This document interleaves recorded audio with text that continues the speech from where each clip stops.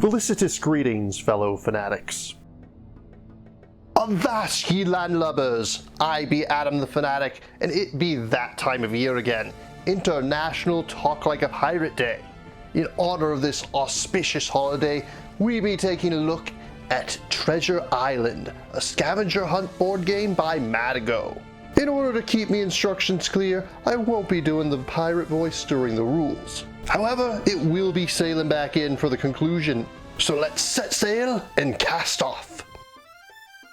In Treasure Island, loosely inspired by the novel of the same name, 2 to 5 players will be racing to be the first to find Long John Silver's treasure. One player will take on the role of Silver himself, who will hide the treasure and be forced to give hints as to where it is. The other players will be racing against one another, and Silver, to find the treasure first. But after a while, Long John Silver will break free. If he can hobble towards his treasure in time, he'll win.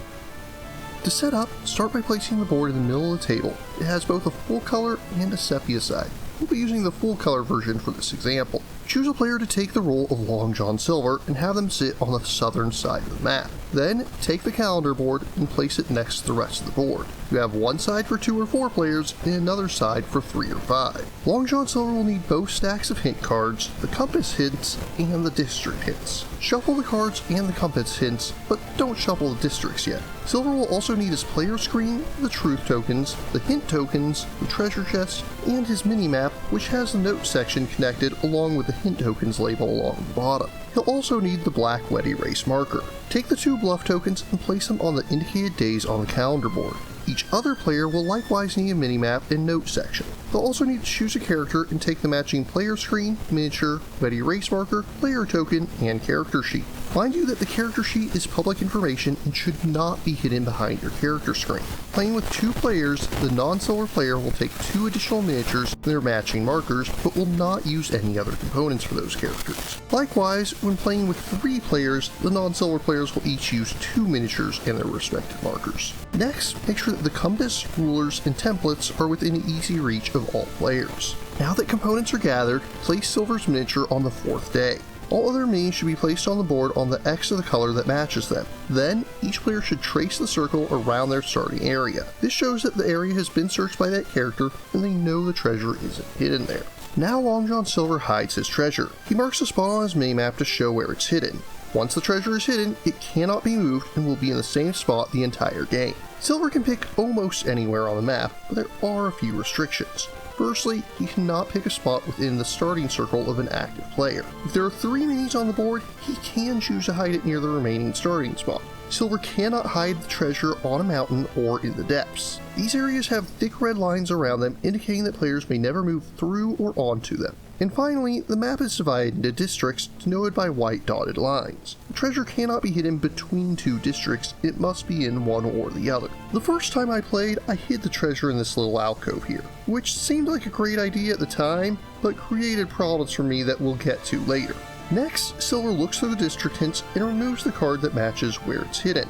After that, he shuffles the remaining district hints and deals 1 to each other player. Bear in mind that this is not a 1 versus all game, and players should keep their information hidden from one another. But Silver does get to look at each hint before he hands it to a respective player, letting him know what they're aware of. Next, Silver draws 3 starting hint cards. Similarly, he should draw a number of compass hits equal to the number of non-silver players plus 3, and place the rest back in the box. Finally, place the player token so that the player to the left of Silver is the one on the leftmost space, and continue to the right in clockwise order. With that, you're ready to begin.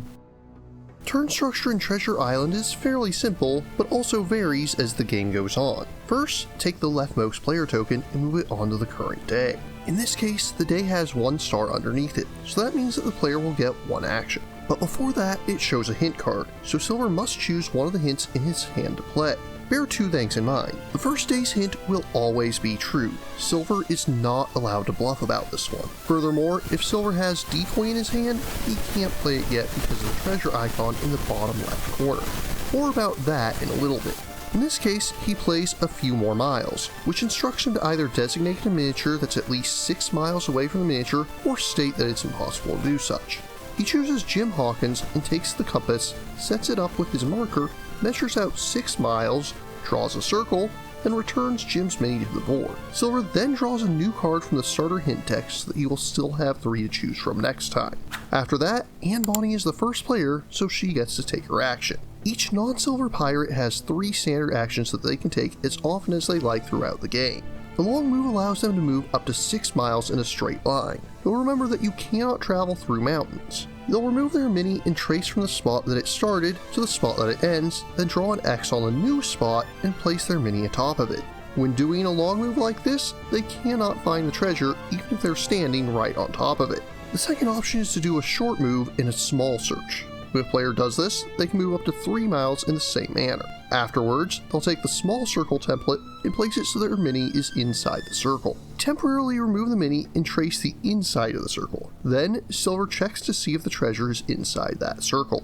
If it is, he places the treasure token inside the chest, hands it to the player, and they've won the game. But more likely than not, it won't be. In which case, Silver can simply tell them it's not there, or he can use the treasure chest to give them a hint token. Now you may be wondering, why would he want to give the player a hint? You may recall that I mentioned he can't play decoy on the first turn because it has a treasure chest in the corner. Silver may only play a number of cards with this icon up to the number of hint tokens he's given out, so he wants to try and do this when he'll give the other players as little an advantage as possible. The third standard action is a large search. You can't move before doing this, but you'll get to use the large circle instead of the small one. Each non-silver player also has their character sheet, which shows special powers that are unique to them or can only be used a limited number of times. Every player can use full gallop once per game, which effectively allows them to teleport their figure to any legal spot on the board. Generally, you want to save this for the late game when you feel like you have a good idea where the treasure is hidden.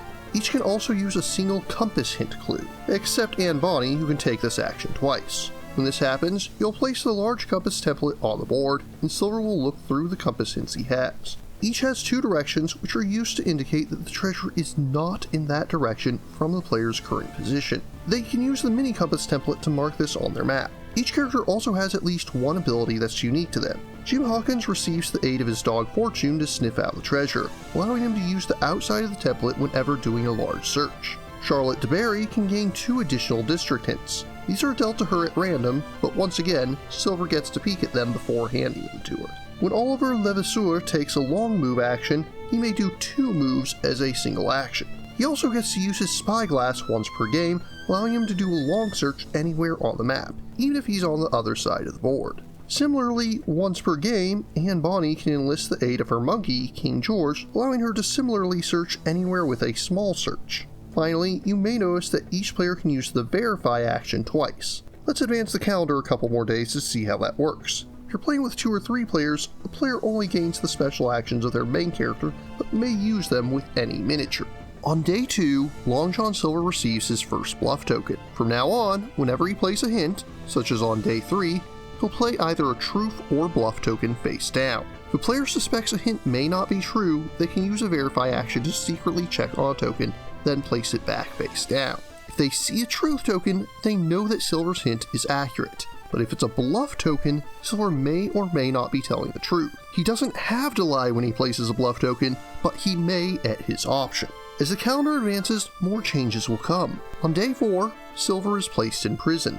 The current player looks at the map and chooses one of 8 towers on the board to place Silver's miniature. He still can't take any actions until he escapes, but he may choose his own miniature for any hints that require one. Once you see 2 stars underneath the date, any non-silver players will be able to take 2 actions every turn, including taking the same action twice if they so choose. Playing with 2 or 3 players, the player may only act with 1 miniature on their turn. They can't do 1 action with a mini, then switch to another on the same turn.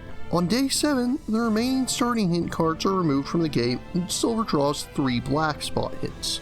These work the same way as starter hints, but generally don't give as much information. The game will continue on like this until eventually Long John Silver will escape.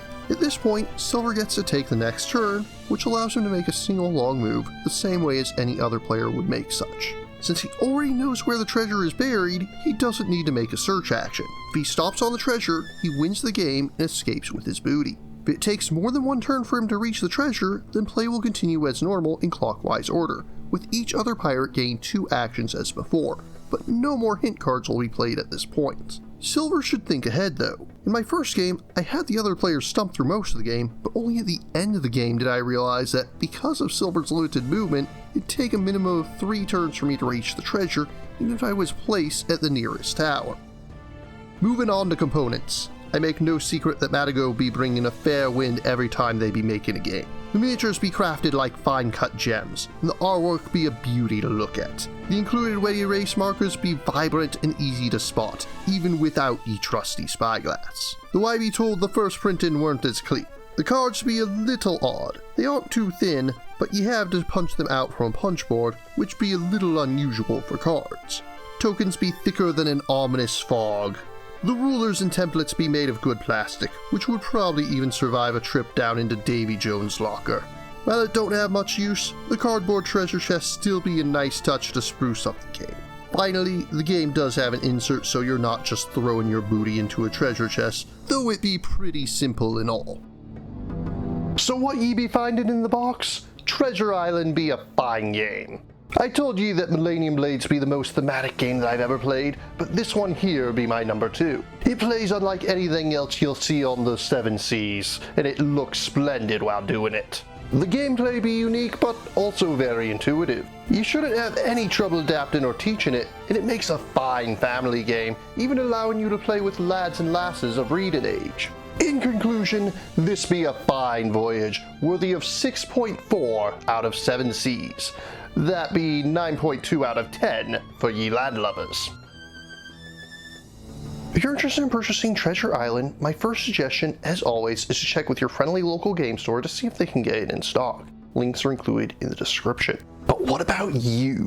What do you think of Treasure Island? What pirate-themed games do you enjoy? If you have any questions, remarks, or opposing points of view, leave them in the comments down below. And don't forget to like, share, subscribe, and ring that bell. If you really enjoy my work, please consider funding my channel on Patreon. Until next time, farewell, fellow fanatics.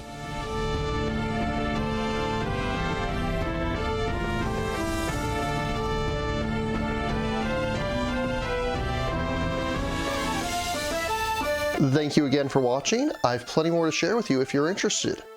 You can click up here above my head to subscribe to my channel. You can click over here on my monitor to see the most recent video that I've worked on. Or if you prefer, you can click up here to open this mysterious vault and see what video that the YouTube algorithm has picked just for you.